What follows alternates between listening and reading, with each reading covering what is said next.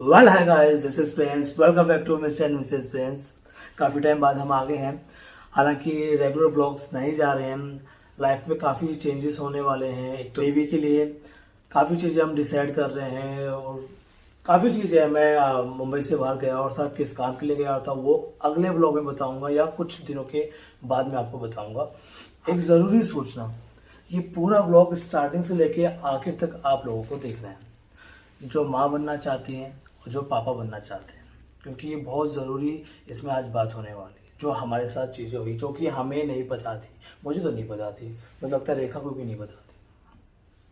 Last vlog में हमने बताया कि ड्यूल मार्केट टेस्ट हुआ था, जो ब्लड के थ्रू सैंपल लिया जाता है। दूसरा एंटी स्कैन हुआ था, अल्ट्रासाउंड में रिपोर्ट काफ़ी अच्छी आई थी। ड्यूल मार्केट की रिपोर्ट वो आपके साथ शेयर नहीं की थी। ड्यूल मार्केट की रिपोर्ट में क्या हुआ था, रिजल्ट आने का हम वेट कर रहे थे। 1 दिन, 2 दिन, 3 दिन, हफ्ता था, पता लग गया था कि 1 हफ्ते के बाद आती रिपोर्ट। हमने कॉल किया, सर अभी टाइम लगेगा। उसके बाद उनका कॉल आता है 1 दिन बाद कि आपके डॉक्टर का नंबर चाहिए। मैंने कहा ठीक है, मैं दे देता हूँ। पहले तो मैंने कंफर्म किया कि वो वहीं से ही बोल रहे हैं, मोबाइल से था। मैंने कंफर्म किया कि आप मेल मुझे दे दीजिए, मैं आपको नंबर शेयर करता हूँ। तो कंपनी का मेल आया, फिर मैंने नंबर शेयर किया। मैंने सोचा यार, जब ये सब टेस्ट होते हैं, खास तौर पे ये बड़े टेस्ट, उसमें डॉक्यूमेंट्स, लेटर हेड पेपर लगता है, डॉक्टर का प्रिस्क्रिप्शन लगता है, उसके बाद में सब कुछ नंबर तो होता ही है, तो आप नंबर क्यों मांग रहे हैं? मुझे डाउट हुआ, पर वो जेन्युइन कॉल था। उसके बाद उन्होंने कहा मैम हमारा ना रिपोर्ट नहीं आया ड्यूल मार्कर का। कह रहे हाँ, उसके सिलसिले में ही है, वो आपकी डॉक्टर आपको बताएगी रिपोर्ट। मैं कहा अच्छा। उसके बाद तुरंत डॉक्टर यहाँ से कॉल आ गया, रेखा शर्मा, मैं उनका हस्बैंड बोल रहा हूँ। हाँ, आप अभी आ सकते हैं, जितनी जल्दी हो सकता है, या फिर कल आ सकते हैं, आप बताइए फ्री हैं? मैं कहा मैम तो इस टाइम पे होती नहीं है, वो तो चले जाते हैं। कह नहीं वो होंगे, आप आ रहे हैं? मैं कहा हाँ। मैं कह रहा यार, जब आप अपने रिपोर्ट्स का इंतजार करो और रिपोर्ट्स की जगह डॉक्टर के वहां से कॉल आ जाए कि आप आओ मिलने, तो डर लगता है। पूरी तरीके से हम लोग डर गए थे और पूरे हमने फटाफट से अब जो भी काम कर रहे थे, हमने सारा काम छोड़ा। हम रेडी हुए, मास्क पहना, गाड़ी निकाली, ड्राइवर बुलाया, निकल गए। प्रेयर करने लग गया था मैं तो। हाँ, मुझे लगा था बाबू कुछ प्रेयर गड़बड़ है। वो हाँ, रिपोर्ट वाले हाँ, डॉक्टर का नंबर मांग रहे हैं और डॉक्टर की वहाँ रिपोर्ट पहुंची, हमें क्यों नहीं पहुंची है? ऐसा क्या छुपाया जा रहा है? हमें लगा शायद रिपोर्ट कुछ अच्छी नहीं आई है, डॉक्टर के पास डायरेक्ट रिपोर्ट गई है और उसमें कुछ अच्छा नहीं है, इसीलिए डॉक्टर हमें फोन पे नहीं बताना चाहते और हमें अचानक से बुला रहे हैं। हमारी अपॉइंटमेंट थी ही नहीं। सो डरते डरते भगवान से प्रेयर करते करते गए। सॉरी, कोई ब्लॉग नहीं है उस दिन का, क्योंकि हम हालत ही इस ऐसी थी, हालत में नहीं थे रिकॉर्ड कि हम कहाँ कर कैमरा पाते। उठाएं, ब्लॉग बनाएं। मतलब मैं रोई नहीं, मैं लेकिन बहुत टेंशन में थी, बट आंसू को कंट्रोल कर रखा था कि नहीं, हम स्ट्रांग नहीं हमने है। डर पहले के मारे। डिसाइड कर लिया, वो भी था, मैंने वो भी हाँ, डिसाइड कर लिया था। मगर देखो चीजें ऐसे ऐसे हो रही है, तो आपको प्रिपेयर रहना है, शॉक नहीं लेना है, ठीक है? ऊपर वाले के हाथ में है, ठीक है? और आप लोगों का, परिवार वालों का आशीर्वाद है, जो होगा टेंशन। देखी जाएगी। हाँ, मिलके देखेंगे, हर कदम पे आते हैं, मुश्किलें स्ट्रेस था, सामना करेंगे। लेकिन हाँ, हमने एक दूसरे को बहुत स्ट्रांग रखा। पागल नहीं हुए हम, बस वेट करते रहे डॉक्टर के पास पहुंचने का। एक एक पल बहुत ज्यादा टाइम लग रहा था पहुंचने में। तो जब हम वहां पहुंचे, फटाफट से डॉक्टर, वहां कोई नहीं था, पूरे सब उनकी असिस्टेंट वगैरह थी, रिसेप्शनिस्ट, और कोई नहीं था, हम ही अकेले थे। 6 बजे के आसपास हम डॉक्टर के वहां पहुंचे और फिर जैसे ही पहुंचे तब हमने पूछा कि रिपोर्ट का क्या हुआ? रिपोर्ट हमारे पास नहीं आई और आपके पास? डॉक्टर ने बोला कि मेरे पास रिपोर्ट आई है, मैंने देख लिया है। तो हमें अजीब सा लगा कि क्यों सीधा डॉक्टर के पास आई। डॉक्टर ने ये भी कहा कि मैंने देख लिया है, और मेरे कहने पे वो रिलीज करेंगे आपको। हाँ, डॉक्टर ने बोला था कि जहां से हमने टेस्ट कराया था, ब्लड टेस्ट, उनको होल्ड करने के लिए बोलता, रिपोर्ट आप अभी उनको मत दोगे, पहले मैं उनसे बात करूंगी, उसके बाद आप रिपोर्ट रिलीज करोगे। तो डॉक्टर ने रिपोर्ट होल्ड करा दिया था। क्योंकि ये सब बहुत अचानक हुआ, तो हम बहुत ज्यादा डर गए थे। और फिर डॉक्टर ने जो जो बातें बोली उस टाइम, तो मेरे को कुछ सुनाई नहीं दे रहा था, मेरे को कुछ समझ नहीं आ रहा था। प्रिंस ही बताएंगे क्या क्या बोला डॉक्टर ने। उस वक्त थोड़ा रेखा की आंखें ना चमक गई थी, थोड़ा सा इमोशनल हो गई थी, पर मैंने हाथ पकड़ रखा था कुछ इस तरह, कोई बात नहीं। एक होता ना, मोटिवेट मिलता है, एक अंदर की हीट फीलिंग जाती है दूसरे पार्टनर को, अपने पार्टनर को जाती है। तो मैंने, डॉक्टर ने बताया रिपोर्ट्स आपकी जो एंटी स्कैन है वो अच्छी आई है। ये रिपोर्ट में थोड़ा सा है, मतलब मैं क्या है, कह पहली बात शांति से आप बात सुनना, फिर आप अपनी बात बोलना। उन्होंने कहा कि इस टेस्ट में कोई डिजीज नहीं निकलती है, कोई डिजीज नहीं निकलती है। इसमें ये होता है कि जो रिजल्ट आया है उस रिजल्ट पे हो सकता है। मैं कहा ठीक है। उन्होंने बोला कि हाई रिस्क प्रेगनेंसी आई है आपकी। बस मैंने सुना हाई रिस्क प्रेगनेंसी, उसके बाद मैं लॉस्ट हो गई, मैं अब हाई रिस्क में क्या ये चीजें हो बहुत जाती कुछ है। था एक्सप्लेन करने का, पर ये किसी भी पेरेंट को ये सुनना सदमे से कम नहीं है कि उनकी प्रेगनेंसी हाई रिस्क प्रेगनेंसी में आए। अब हाई रिस्क किस वे में थी, कितनी थी, क्या था, वो प्रिंस आपको एक्सप्लेन करेगी, लेकिन ये वर्ड सुनते ही दिल बैठ गया था मेरा। You can't imagine what I was feeling. तो उन्होंने कहा कि इसमें ना कुछ डॉक्टर ने और बाहर के अमेरिका के सभी साइंटिस्ट ने मिलकर ये टेस्ट में कुछ टर्म्स बना रखी है जो पूरे वर्ल्ड में ये फिक्स इस रेशो से देखा जाता है। माँ के ब्लड के थ्रू से सैंपल निकालते हैं, माँ की एज से कैलकुलेट किया जाता है, फैमिली हिस्ट्री से देखा जाता है, काफ़ी कुछ है डिटेल में, वो आगे भी हम आपको बताएंगे। तो उन्होंने कहा कि 195 में से 1, यानी कि 195 में से जो बेबी धरती पे आते हैं उनमें से एक को ये डिजीज हो सकती है। 5 में से एक नहीं, 10 में से एक नहीं, 195 में से एक को। कुछ कह रहे हो? हाँ, प्रिंस थोड़ा सा भूल रहे हैं। उन्होंने बताया 250 का कट ऑफ लिस्ट हाँ। होता है, 250 में से किसी एक को हो सकता है, और हमारा कट ऑफ लिस्ट 195 नंबर पे आया था। अगर हम स्टार्टिंग के पहले 10, पहले 20, पहले 30 में होते तो बहुत ज्यादा रिस्क हो जाता, बट हम पीछे ही थे। 195 हाई रिस्क है लेकिन थोड़ा पीछे है, बट फिर भी पॉजिटिव रिस्क था उसमें। तो उन्होंने कहा कि अच्छा, डाउन सिंड्रोम पिछले प्रीवियस व्लॉग में हम बता नहीं पाए थे डाउन सिंड्रोम होता है क्या। उन्होंने मोटा मोटा बताया था। डाउन सिंड्रोम ये होता है कि बैकबोन के पीछे आपको बैकबोन में कोई डिजीज हो सकती है। इन शॉर्ट उन्होंने बताया कि जब बेबी धरती पे आता है कोई ना कोई डिफॉल्ट, मतलब कोई ना कोई, आप समझ जाइए, कुछ दिक्कत प्रॉब्लम हो आ सकती जाती है ना। तो ऐसे में पेरेंट्स को पहले पता लग जाए, इसलिए ये सारे हाँ। टेस्ट होते हैं। पहले के लोग वो ये सब टेस्ट नहीं कराते थे क्योंकि ये अवेलेबल नहीं थे। आज का मॉडर्न साइंस बहुत तरक्की कर चुका है, ये टेस्ट अवेलेबल है, तो पेरेंट्स को पहले पता लग जाता है और उसके हिसाब से आगे के फैसले लिए जाते हैं। इसलिए उन्होंने हमें रेकमेंड किया कि कराओ। बहुत सारे लोग नहीं भी कराते, बहुत सारे लोग ये भी बोलते, डॉक्टर ने बोला कि भगवान पे छोड़ देते हैं, कि ये सबकी अपनी अपनी प्रेफरेंस है, बट हमें डॉक्टर ने सजेस्ट किया कि क्योंकि आपका हाई रिस्क प्रेगनेंसी है, तो पूरा रेड लाइन आई हुई थी उसके अंदर, रेड थी ना, वो मैं दिखा दूंगा। हाँ? उसका पीडीएफ है ना। हाँ, 1 मिनट में हम आपको और भी थोड़ा बताते हैं उसमें क्या क्या था। उन्होंने मीटिंग के बाद, अपॉइंटमेंट होने के बाद उन्होंने हमें ये रिपोर्ट रिलीज की, तो हमने सॉरी, देखा। मेरा थोड़ा तबीयत खराब है, आवाज और ना गले में इचिंग है, थोड़ा सा हल्का सा फीवर है, तो मैंने क्रोसिन ले रखी, तो पसीने काफी निकल रहे हैं। रिस्क रिपोर्ट एट स्क्रीनिंग, तो ट्राइसोमी 21, 1:1 आया, पॉजिटिव रिस्क लिखा था, रेड कलर से था। 3 टेस्ट होते हैं, उनमें से एक येलो था, एक ग्रीन था और एक रेड था, जिसकी वजह से हमें इतना परेशान होना पड़ा।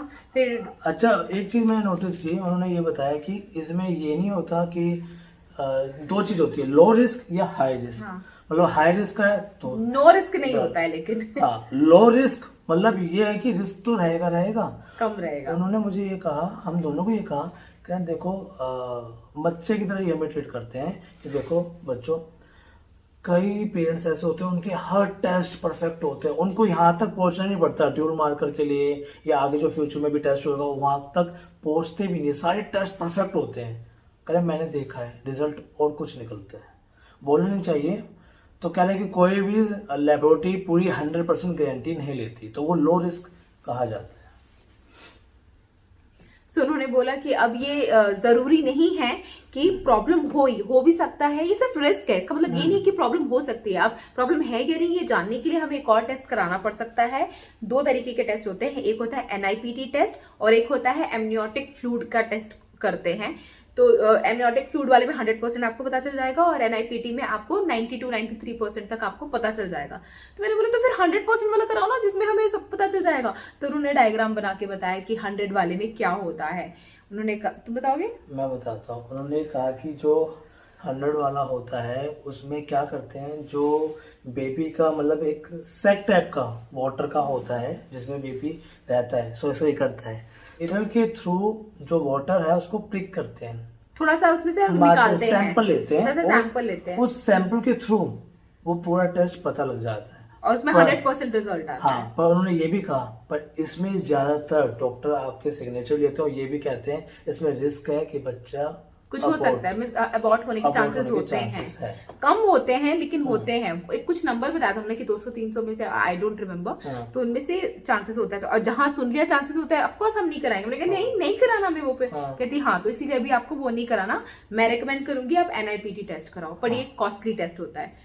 कहती, उन्होंने कहा 30,000 का होता है। मैंने कहा कितने का भी हो टेस्ट, तो कराना ही है हमें, तो हम ये कराएंगे। तो NIPT टेस्ट में ब्लड टेस्ट होता है। तो फिर उन्होंने वहाँ फोन किया लेबोरेटरी में, कहा कि ठीक है मेरी बात हो गई है, आप रिलीज कर दो रिपोर्ट और आके बात करेंगे जैसे भी। हाँ, फिर भी हम लोग आए घर, टेंशन में ही थे, और अच्छा नहीं लगा। और तब तक हमने अनाउंस नहीं किया था प्रेगनेंसी को, और मुझे लगा थैंक गॉड हमने प्रेगनेंसी भी अनाउंस नहीं की है, अच्छा है। देखते हैं, जब तक एकदम श्योरिटी नहीं होती कि सब ठीक है, मेरे को नहीं करना है अनाउंस, फिर मेरे को अच्छा नहीं लगता आपको मैं खुशखबरी दूँ और फिर बाद में कुछ ऐसी खबर आए, आई डोंट वांट। तो उसके बाद हमने अगले दिन ही NIPT टेस्ट के लिए बुक कर लिया। वो आए, उन्होंने मेरा ब्लड लिया। एक चीज और बताऊं, अच्छा NIPT टेस्ट के लिए देखो, भगवान ना सभी को सपोर्ट करता है, किसी ना किसी रूप में हेल्प करता है। तो ये जो टेस्ट था, जो आए NIPT वाले लेबोरेटरी कंपनी वालों ने भेजा टेक्नीशियन को, तो उसमें ये था, पहले ही हमारी बात हो गई थी, उन्होंने बोला कि ये टेस्ट का चार्जेस होता है कई जगह 25, कई जगह 28, कई जगह 30,000 रुपये, पर आपसे चार्जेस नहीं ले जाएंगे।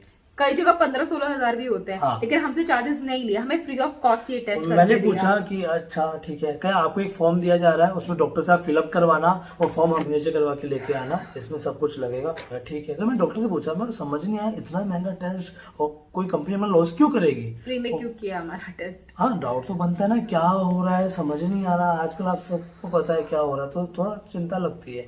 तो उन्होंने ये कहा कि ये टेस्ट जो है ना, ड्यूल मार्कर हर जगह 2100, 2000 रुपये या 2500 रुपये के लगभग इतना चार्ज लेते हैं, पर आपसे लिया होगा ज्यादा। मैं कह रहा हाँ 3,500 रुपये के आसपास लिया था।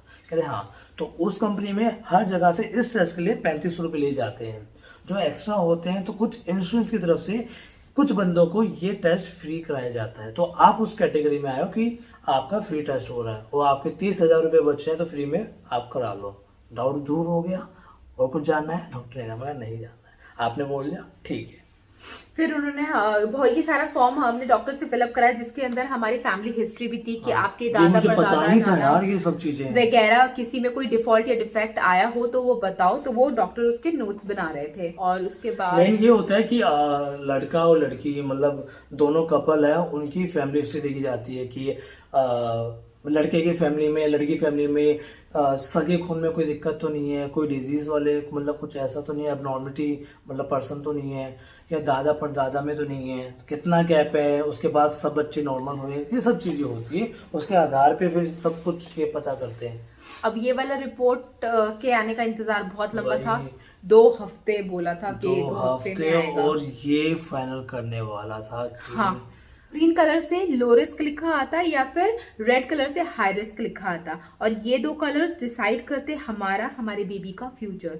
कितनी अजीब बात है ना, कुछ अक्षर, कुछ पेपर की रिपोर्ट डिसाइड करने वाला है क्या होने वाला है हमारा फ्यूचर। ये लाइफ और उसकी बात थी। और हाँ, ये बहुत बड़ा हमारी लाइफ का एग्जाम था, बहुत क्रूशियल टाइम था। हमने कोई शूटिंग नहीं की, कोई ब्लॉग नहीं बनाया, कोई काम नहीं किया। हम सारा दिन बस प्रे करते थे भगवान से कि रिपोर्ट अच्छी आए, सब अच्छा रहे। हमने बहुत मैं कैसे बताऊं आपको, बहुत क्रूशियल टाइम था। अब तक की हमारी लाइफ का सबसे ज्यादा क्रूशियल टाइम इस रिपोर्ट का इंतजार था, और डर था कि रिपोर्ट में क्या आएगा। ऑल्दो हम मेंटली बहुत प्रिपेयर है कि कुछ भी आए हमें पॉजिटिव ही रहना है हम मेंटली प्रिपेयर। जो एक बार हादसा हो चुका है, उसके बाद भगवान ने मेरे को बहुत स्ट्रांग बना दिया है, लेकिन फिर भी आप बीइंग अ पेरेंट अपने इमोशंस को नहीं कंट्रोल कर सकते हो। बीच बीच में आ जाता था थोड़ा रोना, इमोशनल हो जाती थी। याद था अच्छी तरह, रेखा मुझे कहती थी मेल चेक करो, रिपोर्ट आई होगी, मेल चेक करो। मैं कहा अभी सुबह तो चेक किए, दोपहर को क्या टाइम दिए, उस टाइम पे हो जाएगा। 10 बार खोल के मेल चेक करते थे कि रिपोर्ट आ जाएगा। फाइनली रिपोर्ट आई, और रिपोर्ट में भी क्या था क्या नहीं था, बहुत लंबी स्टोरी उसकी है। रिपोर्ट के बाद हम सीनियर डॉक्टर के पास गए, फिर डॉक्टर ने भी हमारी काउंसलिंग की, फिर बहुत कुछ हुआ। वीडियो बहुत ज्यादा लंबी हो गई है, इसमें अगर हम कवर करेंगे तो आप लोग भी बोर हो जाएंगे, और भी बहुत सारी चीजें वो मैं बताने बैठूंगी 1 घंटे की वीडियो बन जाएगी, एंड आई एम श्योर आपके पास इतना टाइम नहीं होगा। सो हमारी हाई रिस्क प्रेगनेंसी आगे चल के क्या होती है, NIPT टेस्ट रिजल्ट क्या आता है, हमारे अगर आप सब्सक्राइबर हो तो आप ये जान लो कि हमारी जिंदगी का फैसला होने वाला था, हमारे लिए बहुत बड़ा दिन था ये। इसके बारे में हम आपसे नेक्स्ट वीडियो में बात करेंगे। मेरी सांसें फूल रही है, मेरे को ब्रीदिंग प्रॉब्लम हो रही है। छठा महीना आने वाला है, कुछ हफ्तों में ही छठा महीना आ जाएगा और बेबी बम्बी बहुत प्यारा क्यूट सा आ गया है। रेखा मुझे कहती है थोड़ा फील भी होने लगा है। हाँ, थोड़े मूवमेंट्स फील हो रहे हैं, बट इसके बारे में भी अलग से हम वीडियो बनाएंगे। अच्छा रुको, मैं ये कह रहा था कि हाँ ध्यान से ब्लॉग खत्म करते हैं। डॉक्टर बोले जो जो टेस्ट आपको कराना है, हाँ। डॉक्टर पे ट्रस्ट कीजिए, आपको डॉक्टर पे ही ट्रस्ट करना पड़ेगा। ये वीडियो देख करके आप लोग घबराना नहीं कि हाय ऐसा होता है वैसा होता है। आप ये वीडियो देख करके ये समझो कि प्रेगनेंसी के दौरान ये सारे टेस्ट से गुजरना पड़ता है, ये सारे चीजें आती जाती रहती हैं, लेकिन भगवान पे फेथ रखने से सब ठीक रहता है। ठीक है, चलिए गाइस, आज का लोग यहीं खत्म करते हैं। इसी तरह आप हमें प्यार देते रहिए, आशीर्वाद देते रहिए अवेयरनेस के लिए, खास तौर पे प्रेगनेंसी की जितने भी हमारे साथ रिपोर्ट्स टेस्ट वगैरह जो भी हो रहा है अपडेट करते रहेंगे, खास तौर पे प्रेगनेंसी व्लॉग। ठीक है, थैंक यू सो मच यहाँ तक वीडियो देखने के लिए। Thanks for your love blessings. You.